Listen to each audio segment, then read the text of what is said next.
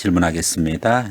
한약 제조 과정에 있어서 원료를 초근 목피로 사용하는 경우가 있고 특정 동물의 뿌리나 뼈 등을 원료로 추출해서 한약재로 사용하는 거죠.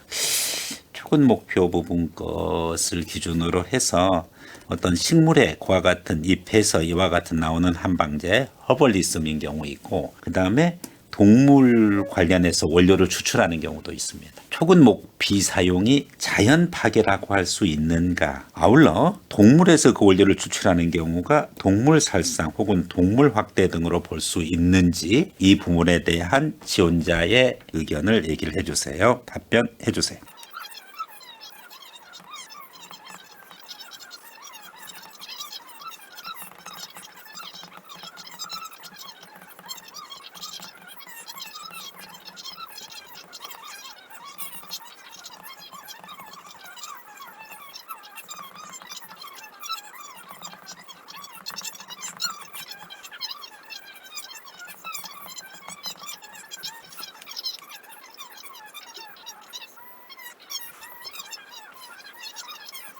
네. 만약에 이것이 우리 학생의 주장대로 동물학대라고 그러면은 한약재로서의 녹용이라든지 공진단, 우황청심원 부분 것은 약재로 쓰이는 데 있어서 많은 한계가 있을 텐데 동물학대로 판정을 해가지고 더 이상 이와 같은 동물 삭상과 동물학대를 금지하게 됐었을 때 한약재로서의 공진단, 우황청심원, 녹용과 같은 훌륭한 한약재가 사라지게 되는데 이 점에 대해서는 어떻게 해결할 수 있는 것인지 포기해야만 하는 것인지 학생의 견해 얘기해 보세요.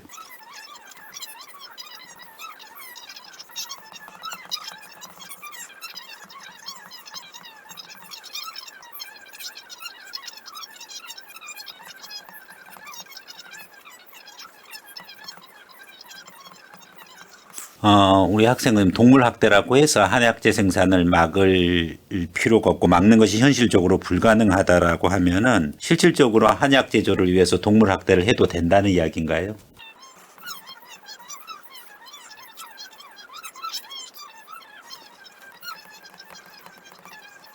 우리 학생은 동물학대에 대해서 결국은 최대한 노력을 하겠지만은 그것이 불가능할 수 있다. 반대로 얘기하면은 부분적으로 그러면 학대도 가능하다는 것으로 이렇게 비춰지는데 지원자께서 생각하는 동물 보호의 범위는 어디까지 해야 된다고 생각하는지 얘기해 보세요.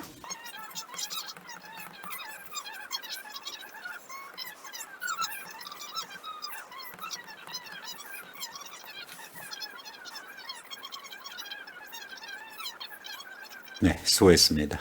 우선 이제 초근 목피 사용이 자연 파괴냐, 동물 원료 추출이 동물 학대냐, 동물 살상이냐, 이 두 가지를 같은 의견으로 가려고 해서 굉장히 힘들어하는 그 수험생들을 많이 봤어요. 자연 파괴고 동물 학대다. 같은 의견. 초근 목피 사용은 자연 파괴 아니고 그리고 동물에서 원료 추출하는 경우도 동물 학대 아니. 이렇게 일관된 답변 시도했던 학생들에 비해서 이제 우리 학생은 지금 두 가지를 구별해서 답변을 했어요. 초근 목피 사용은 자연 파괴라고 할 수 없다. 그래서 곡물 생산과 구별해 가지고서 곡물 생산은 비록 이것이 인간의 주식이지만 자연 파괴에 해당되는 반면에 초근 목표는 자연에서 자생하는 것이고 농약과 비료의 사용도 없고 토양 손실도 없기 때문에 자연 파괴라고 볼 수 없습니다라고 해서 결론 먼저 얘기해 주고 곡물 생산과의 비교도 잘해주고 그리고 명확하게 이 논리도 전개되고 마지막에 결론도 얘기를 잘 해주셨어요. 그래서 깔끔하게 되게 답변이 잘 됐어요. 자, 그런데 이제 동물에서 원료를 추출하는 경우 동물 살상과 동물 학대로 볼 수 있는 건가? 처음에 말을 할 때 공격을 이제 추가적으로 면접관 질문을 의식해서 그런지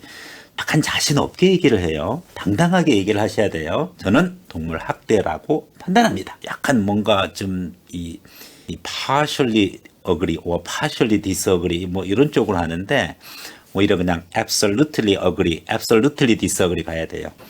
그래서 동물 학대라고 판단합니다. 라고 하고 그 다음에 이제 구체적인 이제 사례는 노경이라든지 우황청심원 사례를 들어서 특히 사슴의 뿔에서 추출하는 녹용의 경우에는 어린 사슴의 뿔이 보다 더 약효가 있다라는 근거로 인해 가지고서 사슴의 뿔을 추출하게 되는 그 과정에서 이것은 분명한 학대입니다라고 명확하게 얘기를 해주셔요. 자, 당연히 면접관 질문이 나오겠죠. 그래서 이 동물 학대 되느냐라고 했었을 때 이것도 역시 좀 명확하게 답변을 해줘야 되는데 좀 뭔가 계속 피해간다는 느낌이 들고 좀 자신감이 떨어져 보여요. 본인이 얘기하는 거에 대한 확신을 가져라. 저는 동물 학대이지만은 한약재 생산을 위해서는 현실적으로 이 부분이 이 동물 학대를 방지하기 위한 한약재 생산을 금지하는 것은 불가능한 것으로 보여집니다. 물론 밀렵이라든지 도엽과 같은 현상을 방치하겠다는 것이 아니라 실제 현실에서 의료에 대한 수요가 있는 부분이고 지금까지 관행적으로 해왔던 부분이 있기 때문에 굳이 막는 것이 불가능한 이상 인위적으로 제도화해서 이것을 방지해가지고 동물 학대를 피하겠다라는 그 정책에 대해서 저는 찬성하지 않습니다. 그러니까 이제 면접관이 바로 그러면은 부분적으로 학대는 할 수밖에 없는데 동물 학대가 정당화된다는 얘기입니까? 질문했었을 때 동물 학대의 범위에 대해서 말씀드리겠습니다. 그 얘기는 바로 뭐랑 똑같아요. 동물 보호의 범위에 대해서 말씀드리겠습니다.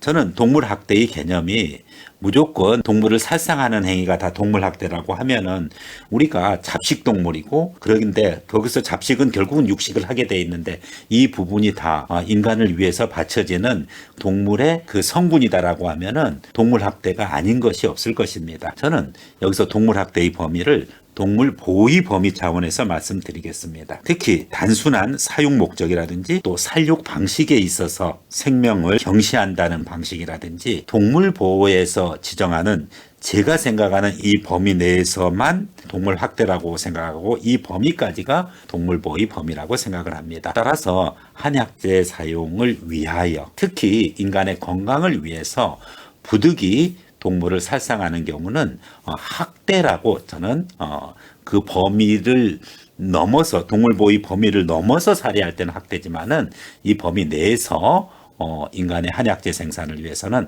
학대라고 판단하지 않습니다. 이와 같은 논쟁을 벗어나기 위해서 한약재의 다변화, 세포 배양능 등을 통한 한약재 원료 생산 등을 모색함으로 인해 가지고 이와 같은 대안을 마련하고자 하는 것이 필요하다라고 생각합니다.